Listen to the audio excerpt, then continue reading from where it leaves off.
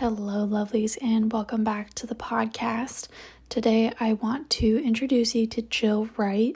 Jill is a mindset mentor, time management guru, and alignment coach for moms who are looking to reconnect to the version of themselves that doesn't just go by the name mom.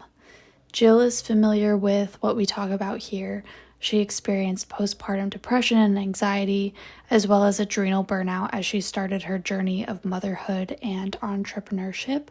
She also has a unique perspective of caring for her mom with chronic illness, which we touched on a bit. She says, even though our external circumstances are often out of our control, hello COVID and toddlers, we can be empowered to reclaim our joy and find the confidence to go for our dreams. And I just really love and appreciate that. As a hopeful future mom myself, it was really awesome to get to talk with Jill about that transition. And she didn't even really get the transition. She's grew up helping her mom out at home and then became a mother herself. But a lot of women experience this shift between going from motherhood to caring for aging parents. So getting to talk to Jill about her experience with that and just get some tips from her was really awesome to think about the future. There's a statistic going around, or a bunch of statistics going around, kind of shedding the light on how much more time women spend on domestic activities and caring for children and parents and taking time off work versus men. The Pew Research Center has an article and a little study on what Americans say about women versus men working in the relationship, and very few Americans say full-time working moms are ideal for young children, which is just, contradictory to a lot of beliefs like that we want to have, and that it should be perfectly fine for men or women to take care of the children. But it's just really interesting to see the gender stereotypes that are maybe more prevalent in the United States versus other countries. And so a lot of people say the ideal situation for young children is having a mother who is, and then the answers were 16% working full-time, 42% working part-time, and 33% not working at all, versus men, it was just 70% working full-time, 20% working part-time, and 4% not working at all. So, and that is just what people believe in the United States, which is just really interesting. But then the study goes on to talk about how mothers more than fathers experience career interruptions with reduced work hours, taking significant amount of time off to care for the family, quitting their job, turning down a promotion. And women or mothers scored way higher than the fathers in all of these categories, which is just really interesting to see that women are the first line of defense for caring for the family, which is something that personally, I think this just varies a lot in person to person. I can see myself doing that as we get older, but also I think that means that we need to have more support for whoever it is, whether it's the father or the mother staying at home with the kids, and have more chats and talks about how to navigate that experience. So I hope that if you find yourself in this situation or are looking towards the future, if you maybe have a chronic illness, finding some tips in this conversation to create balance in life. And I really love how I've had a couple of conversations with people for the podcast this week, and the overarching theme between all of them has been balance, which is just really interesting to me, and how we need to find balance in life in order to have a healthy and happy lifestyle. So without further ado, welcome Jill, and I hope that you all enjoy this podcast and conversation as much as I did.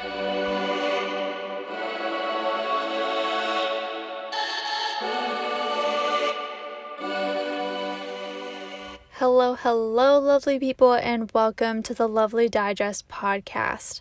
I'm your host and friend Emily, founder and creative director at Bet Creative, sharing weekly wellness wisdom with you every Wednesday. My goal is to help you design your dream life and make the transition from being in information overload to being your own personal success story. Make sure to subscribe to get notifications every time a new episode comes out so you don't miss the latest simple and actionable tips for improving your well-being.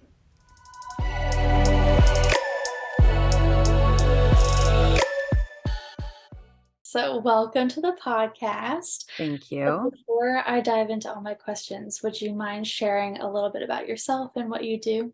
Yeah, I'd love to. Thanks so much. My name is Jill. I am a coach and an author and a writer and a speaker. And what my work primarily focuses on is helping moms take control of their mindset.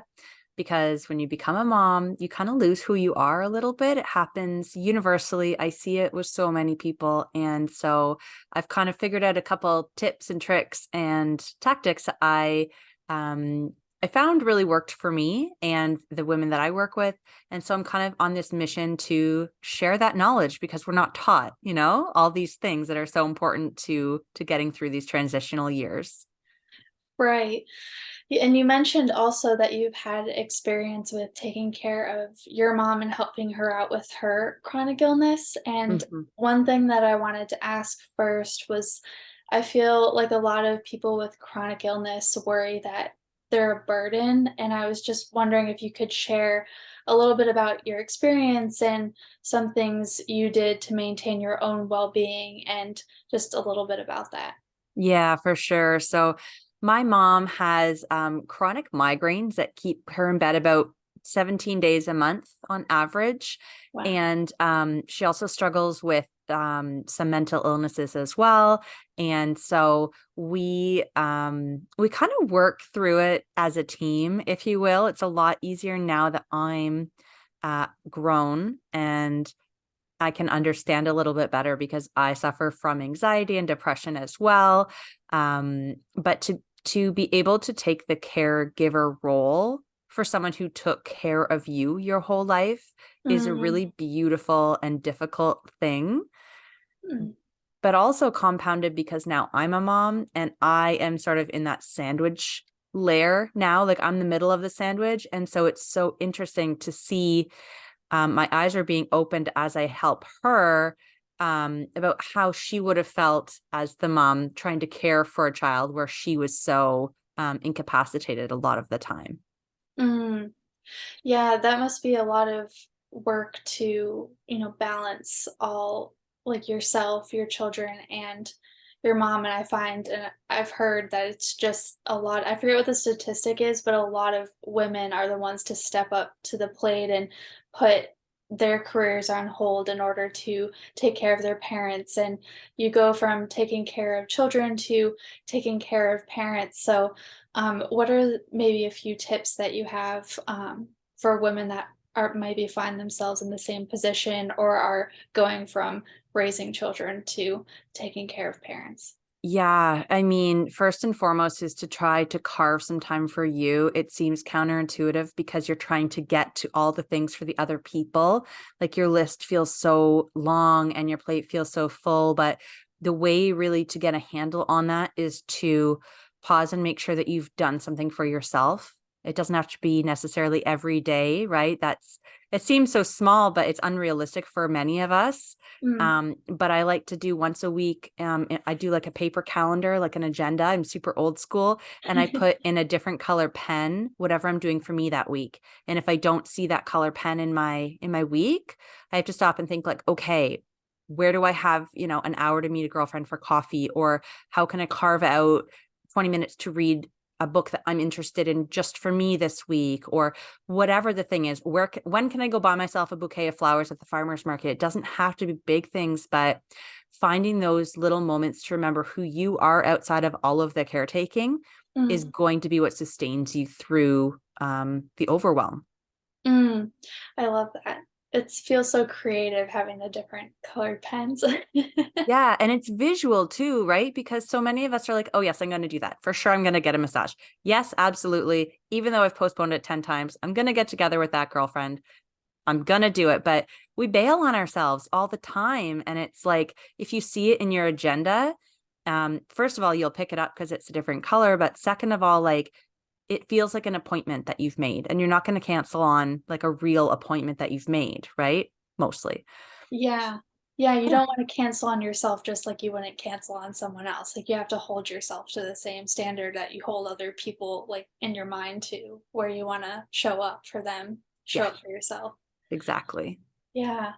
Can you explain a little bit about you talk about the concepts of alignment and personal power, and how could you explain to us how these can be harnessed to help women to better prioritize themselves and put themselves at a higher level? Or at least in the picture somewhere, right? Yeah, exactly. Yes. So for me, finding alignment with who you are is really turning in. And so we forget with the noise of what's happening around us and our external circumstances. It's so busy and it's so noisy.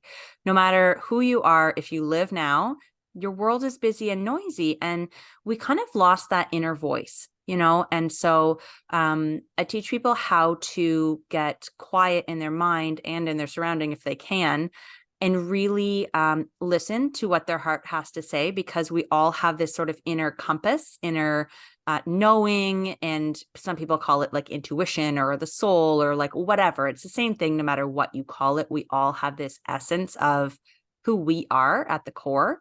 Mm, And if we can get good at, or at least practice, or at least want to tune into that and remember how that feels, that can be a guiding light as you go forward through all of the decisions you have to make in a day, but also to anchor you in when you're stressed out or when you feel overwhelmed, to help you make decisions on what you want to take on and what you might have to say no to. And I find it personally really helpful in developing boundaries, because boundaries are a sticky thing, right? We're I think we're off put by them often because it's going to hurt someone's feelings. Like that's kind of the nature of a boundary, right? Like you set it and somebody else is kind of um what's the word I'm looking for? They're put out a little bit. And so if you can remember why you're creating that boundary for yourself, whether it's like, I cannot rush to go and save someone in the evening. Like I need to be, if it's past 8 o'clock, like they're going to have to wait till tomorrow. Right. Or whether it's no, I just don't bake cupcakes for the kids' school. Like I just don't, I'll buy them, but I'm not going to bake them. Right. Like whatever the boundary is, if you know, and if you can connect to what's right for you and what your values are, you're going to mm. stay in alignment throughout the day and everything that you do.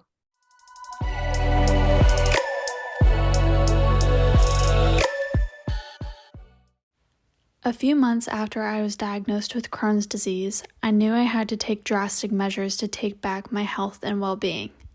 I wanted to make sure I was living the healthiest life I could be before adding medication into the mix.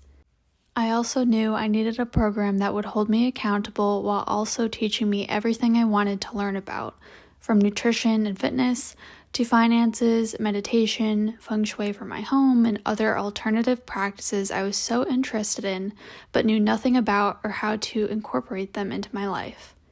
I had one friend, then two, then three, until several people had told me about the Institute of Integrated Nutrition. It was so odd how I kept hearing about it, so I looked up and it literally checked off all the boxes of what I was looking for. While IIN's program is called the Health Coach Training Program, I signed up with the intent to learn just for myself. Well, here we are a few years later, and while I haven't become a practicing health coach with clients, I found my niche for my design business: wellness. I got my first few clients through IIN, made lifelong friends, started the Lovely Digest, shared my story, and most importantly, learned how to live a whole, healthy, and authentic to me lifestyle. Soon after graduating the program, I went into remission and completely healed my intestines. My doctor was so thrilled, and all the nurses cheered me on coming out of that colonoscopy. I cannot recommend the program enough. Naturally, I'd become an ambassador for IIN and have a code below if you're interested. I do get a commission, but truly cannot recommend the program enough. If you have any questions, please feel free to reach out on Instagram at lovelydigest or by email lovelydigest@gmail.com. They've recently redone the entire program and it looks incredible. They've added in teachers such as Melissa Wood Health, Zach Bush, my personal favorite doctor on the planet. I use his supplements for me and my cat Luna and just love listening to his podcasts. Deepak Chopra, Mark Groves, Michelle Maldonado, and so many more. If you're interested in taking a free class and getting an inside look at IIN, just follow the link in the show notes below.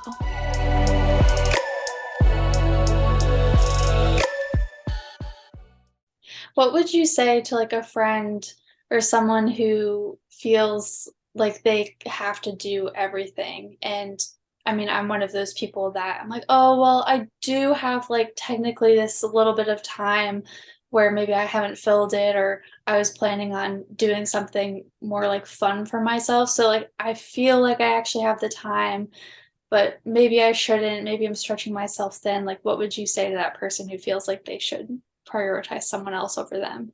Well, two things. I think the first one that comes to mind is like, it's okay to ask for help with things to at least create those pockets of time, Mm, right? And then once you have those pockets of time, I think just walking away from the guilt associated with it, because what we do, the reason that we feel the guilt is that we're comparing, right? We're comparing to what we think we should do. And that is often a result of what our environment has told us, what our past history has told us, what our friends and family, well meaning, have told us is acceptable uses of time or behaviors or ways to spend your money or whatever it is. We have these constructs that we've learned, that we've accepted as sort of what's right and what's wrong, what's good and what's bad. And taking time to ourselves is bad. It's not good. It's not something we should do. And so if we're comparing against those stories that we have, we're going to feel guilty when we do it, even though it feels good to do it. And the other piece of the puzzle is we shouldn't compare, and so much easier said than done, but we shouldn't compare to what we're seeing online, right? mm, I was talking about this the other day on a podcast. It's two extremes, right? Especially for moms. You see the moms who are like, everything is Pinterest and it's beautiful and they seem really happy and you see the highlight. But then you also see the martyr mom who's like disheveled and she's complaining because it's so hard and it's real and it's raw, right? And no matter which mom you compare to, you're like, I'm just in the middle. Like, where should I be, right? Should I take time to myself or is that bad? So I think just understanding that if you can rewrite the story about taking time for yourself and view it instead of like a guilty thing as a necessary way to fill up your cup so that you can show up better for others, that's a really good reframe. I'm all about mm, like reframes and mindset shifts because I want to make sure that women specifically are able to take that time for themselves. First of all, make the time and then take the time, without mm. feeling guilty. It's hard. It is really hard. Yeah.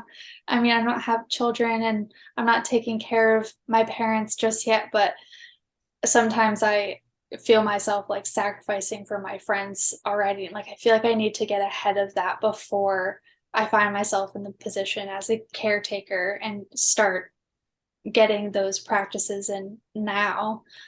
What is a tip that you would have for someone like me, maybe who has a chronic illness or maybe doesn't, but tends to self sacrifice? And I mean, I guess it's a little bit different than maybe having kids, but maybe not.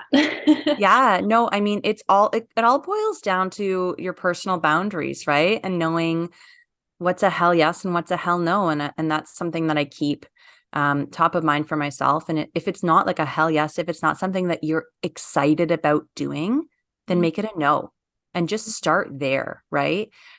Because if you can start getting into the practice, and you use that word, it is really a practice.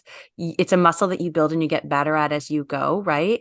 Mm, Much like somebody who's trying to like get over a fear of public speaking or confrontation or whatever, the more that you do it, the more that you get comfortable doing it. And putting yourself first is one of the hardest things for women to do, because it's looked at by other people as like we feel shame and guilt about it.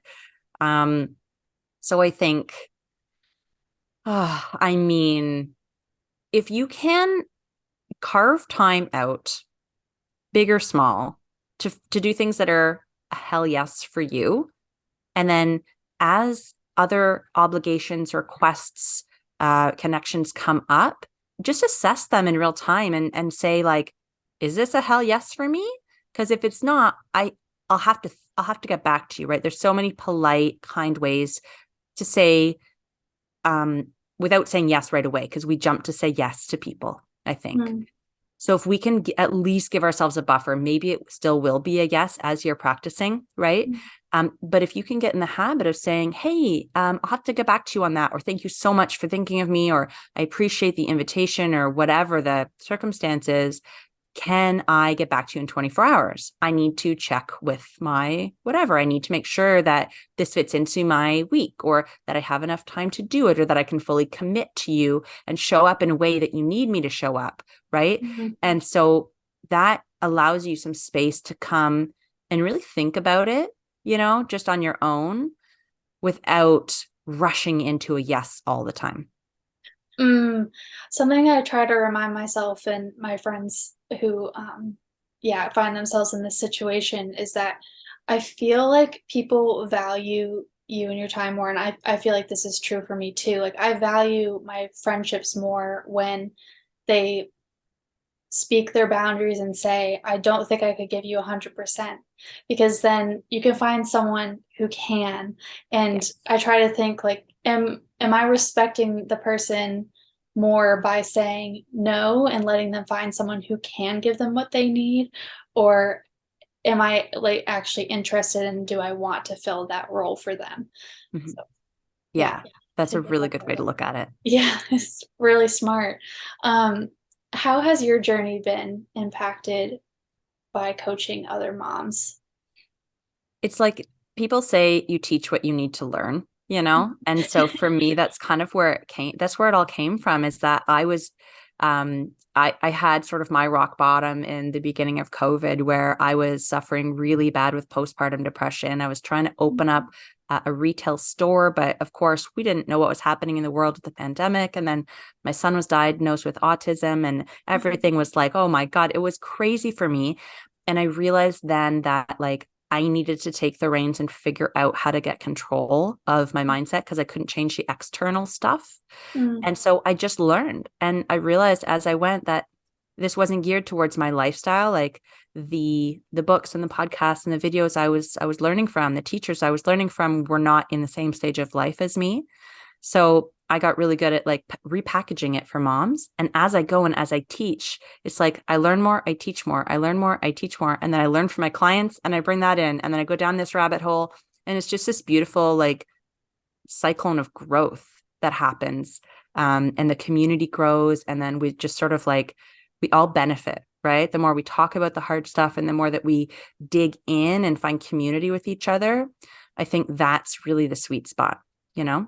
Just knowing mhm. that you're not alone and there's other people who are dealing with the same kinds of things, or maybe if it's not exactly the same, that they can at least understand and support you, that they're there.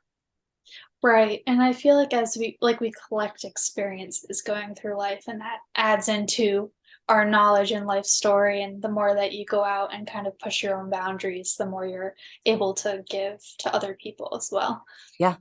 absolutely. And it's just like any habit or like new thing you're learning, right? At first, it's top of mind and you have to like consciously think about it, right? But then when it becomes a habit, it kind of goes into your subconscious mind and it's just part of you. So as you learn these new things, they just become part of you, and you're able to pass them along and collect new things and store those. And it becomes easy. Like you practice learning and sharing and growing. Right. Always growing and expanding your brain. Yes. Yes. Yes, changing all those dynamics and figuring out what works best for you. Mhm. Yeah. Where can listeners find more about you and get to know you and connect with you online? Yeah, thanks. I'd love that. I have a podcast as well. It's called Grow Like a Mother. And that's my tag on Instagram, Facebook, and I'm trying TikTok. You know, It's it's hard. TikTok. Oh God. But yeah, so Grow Like a Mother, and then livingwithheart.ca is the website where I've got free resources and different things like that for anyone who wants to sort of get started on the journey of finding a community, or who's interested in starting personal development in kind of a different way. That's awesome. I will have all the links down below so people can find you easily. Thank you so much for joining me here today. It's my pleasure, Emily. Thank you for having me.